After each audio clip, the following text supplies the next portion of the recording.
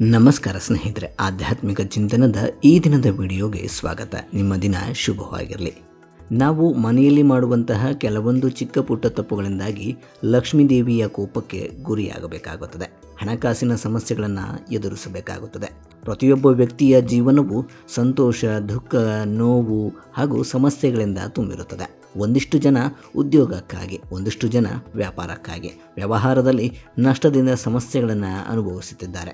ಇಂತಹ ಸಮಸ್ಯೆಗಳಿಂದ ಮುಕ್ತಿಯನ್ನು ಪಡೆದುಕೊಳ್ಳಲು ನಾವು ಪ್ರತಿನಿತ್ಯ ಮಾಡುವ ಪೂಜೆಯಲ್ಲಿ ಕೆಲವೊಂದಿಷ್ಟು ಕೆಲಸಗಳನ್ನು ಮಾಡಿಕೊಳ್ಳಬೇಕು. ಇವುಗಳಿಂದ ನಿಮ್ಮ ಜೀವನವು ಸಂತೋಷದಿಂದ ತುಂಬಿರುತ್ತದೆ.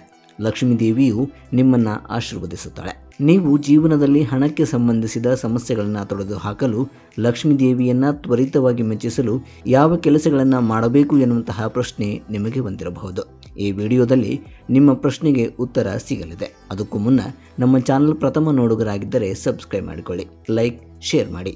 ಬನ್ನಿ ಹಾಗಾದರೆ ವಿಡಿಯೋವನ್ನು ಪ್ರಾರಂಭಿಸೋಣ. ಹಿಂದೂ ಶಾಸ್ತ್ರದ ಪ್ರಕಾರ ಲಕ್ಷ್ಮೀದೇವಿ ಯಾವಾಗಲೂ ಸ್ವಚ್ಛವಾದ ಹಾಗೂ ಶುದ್ಧವಾದ ಮನೆಯಲ್ಲಿ ವಾಸಿಸುತ್ತಾಳೆ ಎನ್ನುವಂತಹ ನಂಬಿಕೆ ಇದೆ. ಆದ್ದರಿಂದ ನೀವು ಲಕ್ಷ್ಮೀದೇವಿಯ ಆಶೀರ್ವಾದವನ್ನು ಪಡೆದುಕೊಳ್ಳಲು ಬಯಸಿದರೆ ಪ್ರತಿಯೊಂದು ದಿನವೂ ತಪ್ಪದೇ ಮನೆಯನ್ನು ಹೊರಸಿ ಸ್ವಚ್ಛಗೊಳಿಸುವುದು ಉತ್ತಮ.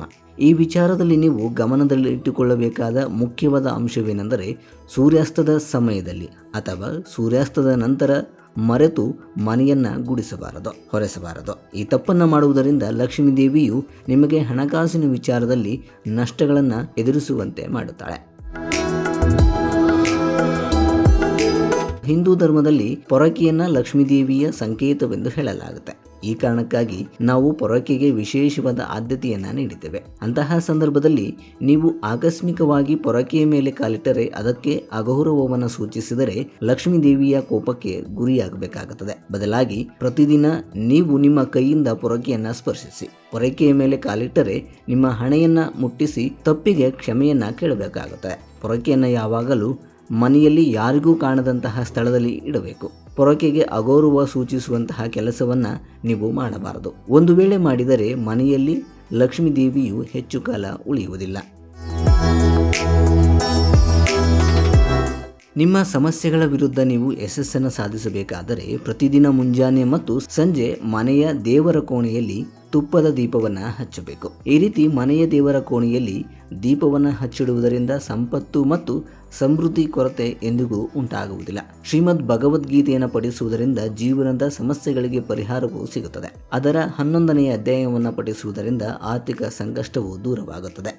ಇನ್ನು ಮನೆಯಲ್ಲಿ ಸಂತೋಷ ಮತ್ತು ಸಮೃದ್ಧಿಯನ್ನು ಸಾಧಿಸಲು ಲಕ್ಷ್ಮೀದೇವಿಯನ್ನು ಧನ ಸಂಪತ್ತು ಕರುಣಿಸುವ ದೇವತೆ ಎಂದು ಹೇಳಲಾಗುತ್ತೆ. ಹಾಗಾಗಿ ಲಕ್ಷ್ಮೀದೇವಿಯ ಮುಂದೆ ತುಪ್ಪದ ದೀಪವನ್ನು ಹಚ್ಚಿಟ್ಟು ಕನಕದಾರ ಸ್ತೋತ್ರವನ್ನು ಪಠಿಸಬೇಕು.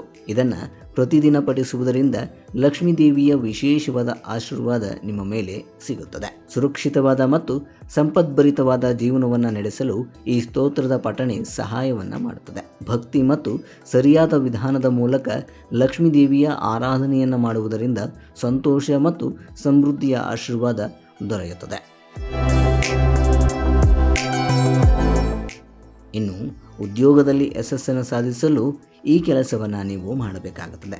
ನಿಮ್ಮ ಕೆಲಸದಲ್ಲಿ ಯಶಸ್ಸು ಮತ್ತು ಜೀವನದ ತೊಂದರೆಯನ್ನು ತೊಡೆದುಹಾಕಲು ಆಂಜನೇಯ ಸ್ವಾಮಿಯನ್ನು ಪೂಜಿಸಬೇಕು. ಸಂಜೆ ಸಮಯದಲ್ಲಿ ಆಂಜನೇಯ ಸ್ವಾಮಿಯ ದೇವಸ್ಥಾನಕ್ಕೆ ಭೇಟಿ ನೀಡಿ ಆತನಿಗೆ ತುಪ್ಪದ ದೀಪವನ್ನು ಹಚ್ಚಿಟ್ಟು ಹೂವುಗಳನ್ನು ಅರ್ಪಿಸಬೇಕು. ಹನುಮಂತನಿಗೆ ಪ್ರಿಯವಾದ ಈ ಕೆಲಸಗಳನ್ನು ಮಾಡುವುದರಿಂದ ನಿಮ್ಮೆಲ್ಲ ಕಷ್ಟಗಳಿಂದ ನೀವು ಪರಿಹಾರವನ್ನು ಕಂಡುಕೊಳ್ಳುತ್ತೀರಿ.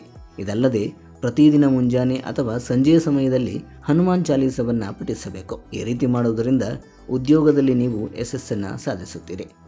ಸ್ನೇಹಿತರೆ, ಈ ವಿಡಿಯೋದಿಂದ ಉತ್ತಮ ಮಾಹಿತಿ ಸಿಕ್ಕಿದೆ ಎಂದು ಭಾವಿಸುತ್ತಾ ಈ ವಿಡಿಯೋವನ್ನು ಇಲ್ಲಿಗೆ ಮುಗಿಸುತ್ತೇನೆ. ಮುಂದಿನ ವಿಡಿಯೋದಲ್ಲಿ ಮತ್ತೊಂದರ ಮಾಹಿತಿಯನ್ನು ಹೊತ್ತು ನಿಮ್ಮ ಮುಂದೆ ಬರುವೆ. ಧನ್ಯವಾದಗಳು.